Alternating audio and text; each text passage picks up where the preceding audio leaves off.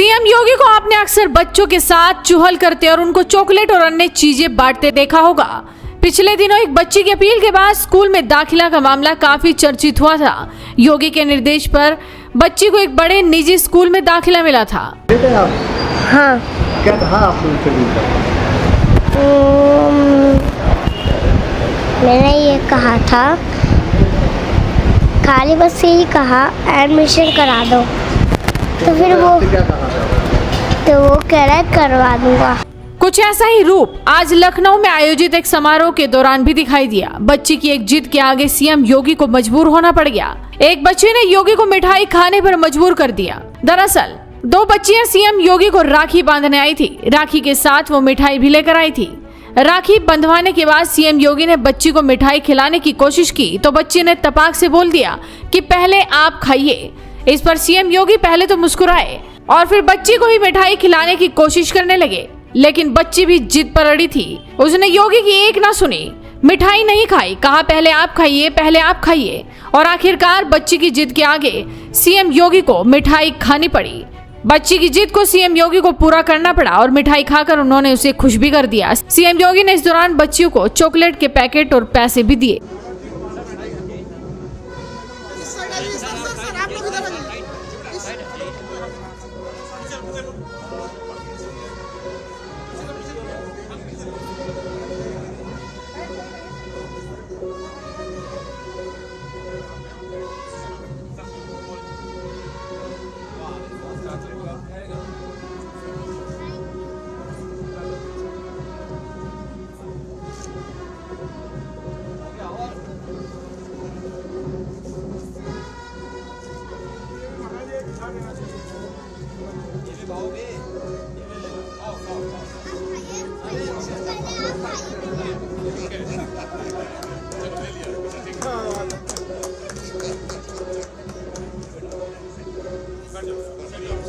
दरअसल सीएम योगी काकोरी एक्शन शताब्दी समापन समारोह में डिप्टी सीएम केशव प्रसाद मौर्य के साथ पहुंचे थे। इससे पहले उन्होंने स्कूली बच्चों के साथ सेल्फी भी ली थी, साथ ही मां के नाम एक पेड़ भी लगाया था। सीएम योगी ने इस दौरान लोगों से एक बार फिर से विदेशी की जगह स्वदेशी चीजों को खरीदने की अपील भी की। कहा कि विदेशी वस्तुएं खरीदेंगे तो पैसा आतंकवाद और नक्सलवाद को बढ़ाने के लिए इस्तेमाल होगा। ऐसे में आने वाले रक्षाबंधन, जन्माष्टमी, दीपावली और अन्य त्योहारों के मौके पर केवल स्वदेशी सामान ही खरीदें।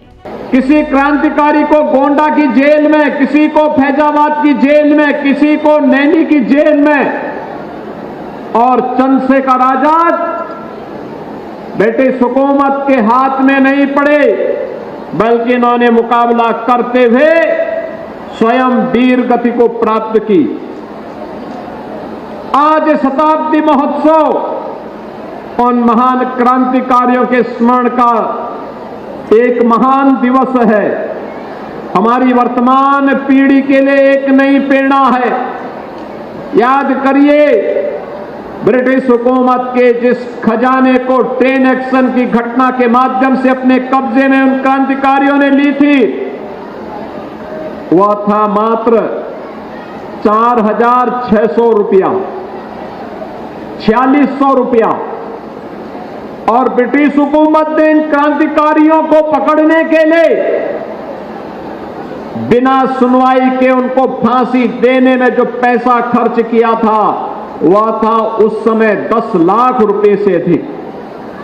बहनों और भाइयों, आज से 100 वर्ष पहले इस देश की इस महान आजादी को लेकर के जो क्रांतिकारी अपने आप को बलिदान किए थे, उनका पुनः पुनः स्मरण करके उनके प्रति कृतज्ञता ज्ञापित करने के लिए हर भारतवासी को प्राण प्रण से जुटना चाहिए।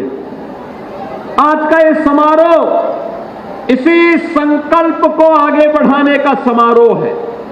आज जब हम यहां एकत्र हुए हैं तो हमारा संकल्प होना चाहिए कि राष्ट्रभक्ति को फिर से जन जन के हृदय में हम प्रतिष्ठित करें।